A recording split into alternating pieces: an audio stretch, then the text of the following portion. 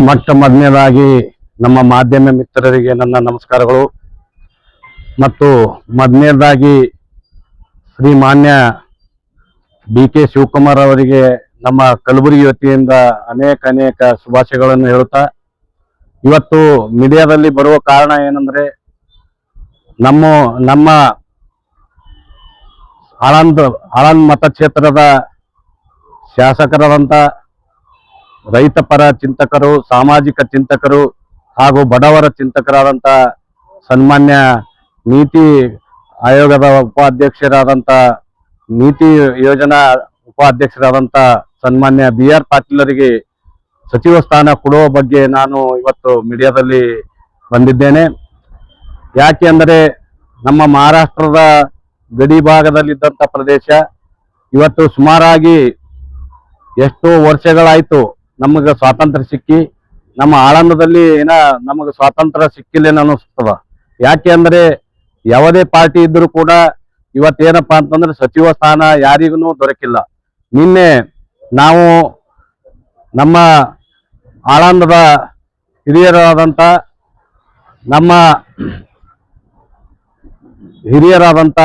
ಶಿವಪುತ್ರಪ್ಪ ಮುನೋಳಿ ಪಾಟೀಲರ ನೇತೃತ್ವದಲ್ಲಿ ಹಾಗೂ ಸಿದ್ದರಾಮ್ ಪ್ಯಾಟೆ ಅವರ ನೇತೃತ್ವದಲ್ಲಿ ಹಾಗೂ ಗುರು ಪಾಟೀಲ್ ಅವರ ನೇತೃತ್ವದಲ್ಲಿ, ಮೋಹನಗೌಡ ಪಾಟೀಲ್ ನೇತೃತ್ವದಲ್ಲಿ, ರಾಜಶೇಖರ್ ಪಾಟೀಲ್ರು ಹಾಗೂ ಶಂಕರ್ರಾವ್ ದೇಶಮುಖ್ ಅವರು ಎಲ್ಲ ಆಳಂದ್ ತಾಲೂಕಿನ ಹಿರಿಯರ ಮಾರ್ಗದರ್ಶನದಲ್ಲಿ ಎಐಸಿಯ ಅಧ್ಯಕ್ಷರಾದಂಥ ರಾಷ್ಟ್ರೀಯ ಅಧ್ಯಕ್ಷರಾದಂಥ ಶ್ರೀಮಾನ್ ಮಲ್ಲಿಕಾರ್ಜುನ್ ಸಾಹೇಬರಿಗೆ ಆಳಂದ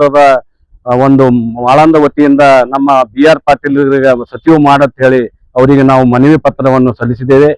ಮತ್ತು ಮಾನ್ಯ ಮಲ್ಲಿಕಾರ್ಜುನ್ ಸಾಹೇಬರು ಮಾಡ್ತಾರಂತ ಹೇಳಿ ನಮಗೆ ಭರವಸೆ ಅದ.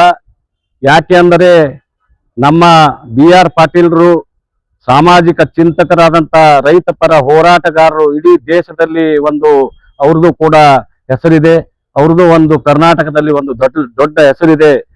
ಯಾಕೆ ಅಂದರೆ ಆಳಂದದಲ್ಲಿ ಇವತ್ತು ನಮ್ಮ ಮಹಾರಾಷ್ಟ್ರದ ಗಡಿ ಭಾಗ ಇದ್ದಂಥ ಪ್ರದೇಶದಲ್ಲಿ ಇವತ್ತು ಹಲವಾರು ಕಾಮಗಾರಿಗಳನ್ನು ತಂದಿದ್ದಾರೆ. ಇವತ್ತು ಶಾಲೆಗಳಿರ್ಬೋದು, ಕಾಲೇಜುಗಳಿರ್ಬೋದು, ಶಶಿ ರಸ್ತೆ ಇರ್ಬೋದು, ಹಳ್ಳಿಯಲ್ಲಿ ಡಾಮರೀಕರಣ ಇರ್ಬೋದು, ಎಲ್ಲ ಏನಪ್ಪಾ ಅಂತಂದ್ರೆ ಇವತ್ತು ನಮ್ಮ ಆಳಂದದಲ್ಲಿ ಒಂದು ಅಭಿವೃದ್ಧಿ ನಾವು ಇವತ್ತು ಕಾಣ್ತಾ ಇದ್ದೀವಿ. ಯಾಕೆ ಅಂದ್ರೆ ಇವತ್ತು ನಮ್ಮ ಮಾನ್ಯ ಬಿ.ಆರ್. ಪಾಟೀಲ್ರು ಅವ್ರದೇ ಆದಂತ ಒಂದು ದೊಡ್ಡ ಹೆಸರಿದೆ.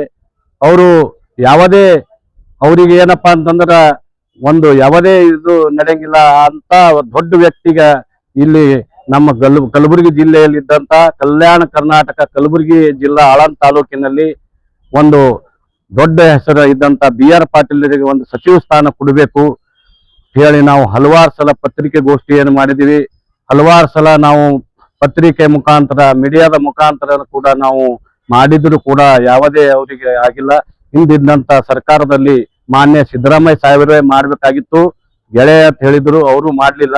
ಈ ಮುಂದೆ ಬರುವಂತ ದಿನಗಳಲ್ಲಿ ಶ್ರೀಮಾನ್ಯ ಮುಖ್ಯಮಂತ್ರಿಗಳಾದಂತ ಡಿ.ಕೆ. ಶಿವಕುಮಾರ್ ಸಾಹೇಬರು ಹಾಗೂ ಶ್ರೀಮಾನ್ ಮಲ್ಲಿಕಾರ್ಜುನ್ ಸಾಹೇಬರು ಮಾಡ್ತಾರಂತ ಹೇಳಿ ನಮ್ಗೆ ಭರವಸೆ ಅದ. ಮತ್ತು ಪ್ರಿಯಾಂಕಾ ಸಾಹೇಬರಿಗೂ ಕೂಡ ನಮ್ಮ ಡಿ.ಸಿ.ಎಂ ಹುದ್ದೆ ಕೊಡಬೇಕು. ಮತ್ತು ನಮ್ಮ ಬಿ.ಆರ್. ಪಾಟೀಲ್ ಸಾಹೇಬರಿಗೆ ಏನಪ್ಪಾ ಅಂತಂದ್ರೆ ಗೃಹ ಮಂತ್ರಿ ಕೊಡ್ಬೇಕಂತ ಹೇಳಿ ನಾವು ಕಲಬುರಗಿ ವತಿಯಿಂದ ಹಾಗೂ ನಮ್ಮ ವತಿಯಿಂದ ಕೇಳ್ತಾ ಇದ್ದೀವಿ. ಅವರು ಒಂದು ದೊಡ್ಡ ವ್ಯಕ್ತಿ ಅದಾರ, ಅವರು ಒಂದು ಕರ್ನಾಟಕದಲ್ಲಿ ಹೆಸರಿದ್ದಂತ ವ್ಯಕ್ತಿ ಅದಾರ. ಅದಕ್ಕೆ ದಯಮಾಡಿ ಯಾವುದೇ ಮುಲಾಜಿಲ್ಲದೆ ಅವರಿಗೆ ಸಚಿವ ಸ್ಥಾನ ಕೊಡ್ಬೇಕಂತ ಹೇಳಿ ನಾನು ಹೇಳ್ತೀನಿ. ಮತ್ತು ಲಿಂಗಾಯತರು ಎರಡೇ ಅಂತ ಹೇಳಿ ಮಾಡಬಾರ್ದು. ಇವತ್ತೇನಪ್ಪಾ ಅಂತಂದ್ರೆ ಅದು ನೀವು ಗಮನದಲ್ಲಿಟ್ಟು ಅವರಿಗೆ ದೊಡ್ಡವರರ, ಹಿರಿಯರರ, ಒಂದು ಡೈನಾಮಿಕ್ ಲೀಡರ್ ಅದ ಅಂತ ಹೇಳಿ ನಾನು ಹೇಳಕ್ ಬಯಸ್ತೀನಿ. ಮತ್ತೊಮ್ಮೆ ನಮ್ಮ ಪ್ರಿಯಾಂಕಾ ಸಾಹೇಬರಿಗೂ ಕೂಡ ಡಿ.ಸಿ.ಎಂ ಹುದ್ದೆ ಕೊಡಬೇಕು. ಬಿ.ಆರ್. ಪಾಟೀಲ್ ಸಾಹೇಬರಿಗೆ ಏನಪ್ಪಾ ಅಂತಂದ್ರೆ ಗೃಹ ಮಂತ್ರಿ ಕೊಡ್ಬೇಕಂತ ಹೇಳಿ ನಾನು ಹೇಳ್ತೀನಿ. ನನ್ನ ಹೆಸರು ನಾಗೇಂದ್ರ ಪತ್ತಂಬೆ, ಕರ್ನಾಟಕ ರಾಜ್ಯ ರೈತ ಸಂಘ, ಕಲಬುರಗಿ. ನಮಸ್ಕಾರ ಸರ್.